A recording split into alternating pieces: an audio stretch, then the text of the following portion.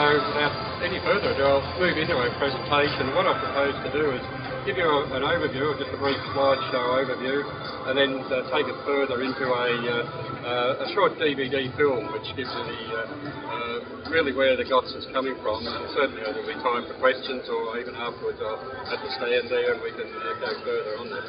But anyhow, we'll launch on Global Organic Textile Standard, which generally people refer to as GOTS, and on there. And it really is an environmental criteria that looks at socially responsible production of textiles that covers the ecology, the environment and the social responsibility. But the organic part is essentially where you start with the organic fibre. That's okay, and I do see many textiles are organic plain, but what about the layers that are above that, the processing and the coloration and really the cutting and sewing and the packaging. So this really encompasses all the area. So without any further ado, I'll move into the presentation so you'll get an understanding on who we are. The basic features I mentioned there, it starts with an organic fibre, considers the environmental and social criteria, and it's quite demanding in the requirements there. It covers all processing stages, and one of the issues is that the licence certification goes from hand to hand from all the stages right up to the consumer interface. So right up to the consumer, including the warehousing and packaging, is really coming under this label and certification. A key part of the GOTS is that it's independent certification. You'll see this in the presentation, that the certifiers work far independent of the international working group who I represent here. Moving on, milestones in history, relatively new. I know a lot of cases not heard of in Australia yet, but certainly in Europe where it started in 2002. The start of the system, the first standard was published October 2006, and was recently in March this year, the latest version has been released. And we'll get onto the information as we go along. The International Working Group, we'll here be referred to an IWG or International Working Group. It came about by 4 organisations which had an interest and involvement right at the grassroots levels of the organic trade and organic association, whether it was fibre or into the growing and food side of things. So organic organisations were committed to organic. And as you know, organic certification requires very strict chemical and certain conditions. They were concerned that once this organic fibre is taken, what happens after with these layers, which we'll touch on. Hope you'll get an understanding of this. It works in 3 areas. The International Working Group is really the decisive committee that really represents that. And one representative each of the 4 founding organisations and a director. A technical committee, which works with a number of stakeholders in formulating the technical requirements and ensuring that that's reaching the standard expected, and also the strict standards in Europe, particularly under the REACH legislation and chemical purity and issues like that. Also, the technical committee look at all stages of processing. The Independent Certifiers Council, whilst I say it's independent, they do meet under the auspices of the GOTS, but they are actually in an advisory function coming back. So the key thing you'll see as we keep talking along about GOTS is we have a lot of stakeholders inputting into this. It is not one individual company setting a standard, writing a label and doing something. It's actually considering the market, considering the opportunities, and it really is a commercial issue, but does consider the certain requirements to have a certified product. The approved certifiers are all well-respected international companies that do eco audits, and also other areas of particularly in the organic trade, but also can see some of these companies working in other areas of certification, quality auditing, for example. Running through fairly quickly, the basic key criteria. Yes, we start with organic fibre, that's the organic part of it. And really there needs to be a minimum of 70% certified organic fibres.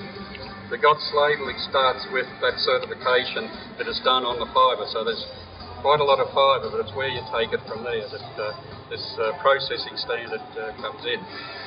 The natural fibres, certainly the maximum of only 10% synthetic or regenerated, and you'll see later on the labelling there's 2 categories. Criteria for processing, general criteria for all processing stages that we're stressing all the time there. It also covers the general ban on harmful substances in all processing stages, a general criteria assessment of chemical inputs, and they're looking particularly at human and environmental effects, whether it's discharged into the waterways or even the operators handling some of these chemicals do have some health effects, and they are banned. If you look further into the actual manual and on the requirements, you'll see that it's quite strict in a lot of very serious issues there. And the processing stages, a plant has to not only just apply the coloration, but must have a functional wastewater treatment, for example, to make sure that they are not just discharging their effluent back into waterways without disregard. And that's certainly part of the criteria for processing. The social criteria, this is where this standard moves into the social criteria, and again it's a little bit like you probably compare to the ethical clothing type, but you're looking at really how is those garments produced. It's okay thinking it's okay for the environment, okay for human health, it's okay in those areas, but there are some serious issues, particularly globally, on how those garments are produced, or the textiles are produced. There are certainly restrictions on dye stuff and chemicals, but on the positive side, these products are all tested independently, and they are actually prepared by the certifiers, which you saw earlier on that slide. But there is, when you look at it, there are, this is 2010 statistics, 2,694 dye stuff and printing products that can be used, and also 3,933 agents. So it's not a restrictive standard. You don't have to go to one company to buy your products. You can go for quite a spread. In fact, any company can have their manufacturer of dye and chemicals can have their products certified.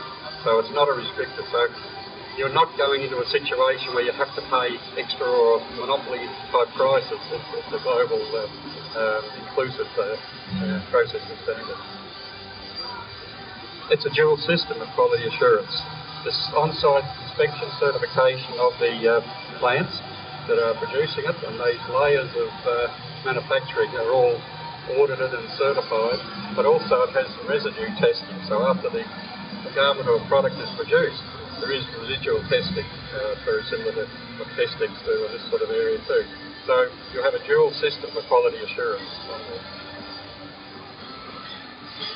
Who's involved? You'll see that when really effectively started in 2006 with the publishing of the first standard, first version. It has grown. Now I know some people say, oh, what happened in 2009-10? Well, many reasons, but the big reason is a certification lasts for 1 year, and you don't automatically get it repassed again. You have to go through the same certification again if you're involved in the system. So if you don't comply, you don't get on there again. And this is why there probably is a little bit of a levelling off on that. I'd like to see it pick up a little bit further in Australia there in the future. This gives a spread. As you can probably see, a lot of the organic textile is coming from India, but you can see certainly in Turkey and China and Pakistan. Now when you come into processing, of course, these countries are quite big in the process. So this is certified for all stages, not just the fibre and the final garment making as intermediate stages.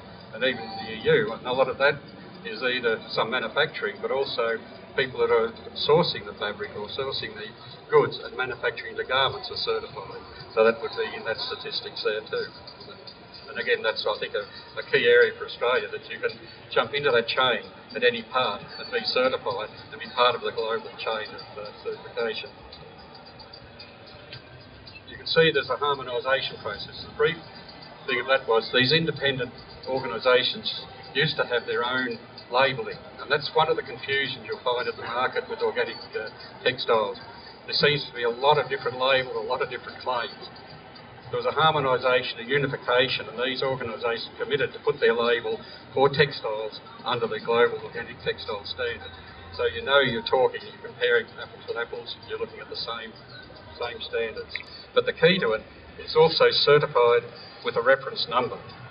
These reference numbers can be referenced or looked up on the database. If you go to the globalstandard.org's website, you can actually put in that number and you'll find the trail of it. So it's traceable and you can go right through, and that's in the hands of the consumer, so there's no doubt of where the product has come from, certified.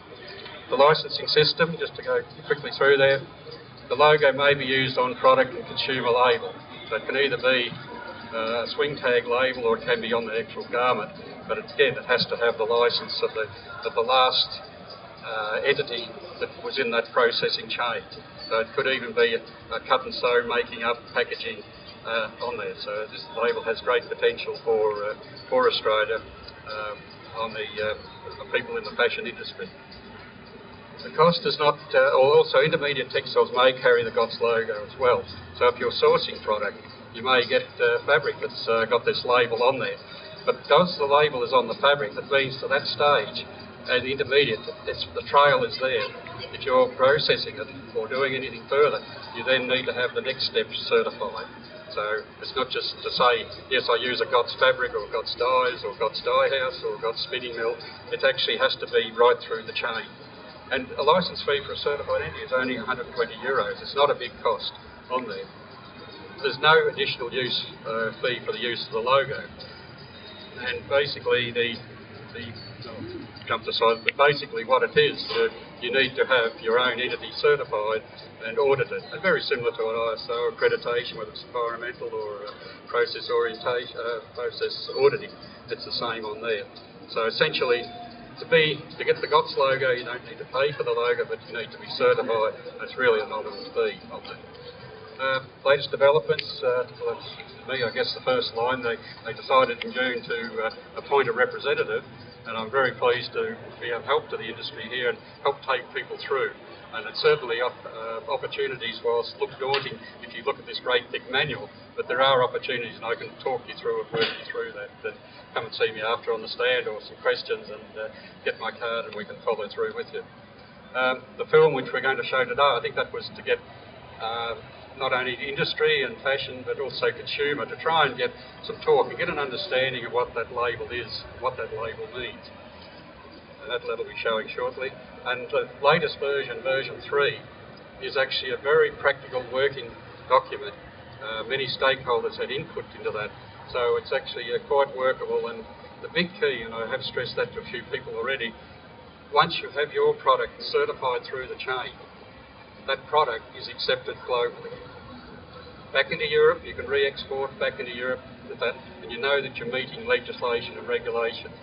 A recent development about 3 months ago in the United States Department of Agriculture, their National Organic Program, looked critically at the GOTS label. And the USDA NOP program primarily is a food and organic product, not necessarily a textile standard. But they came out with a clear statement, and if you go onto their websites, you can see the statement. But in essence, the statement says that they recognise GOTS as a recognised label to allow textiles to be brought into the United States and be sold as organic.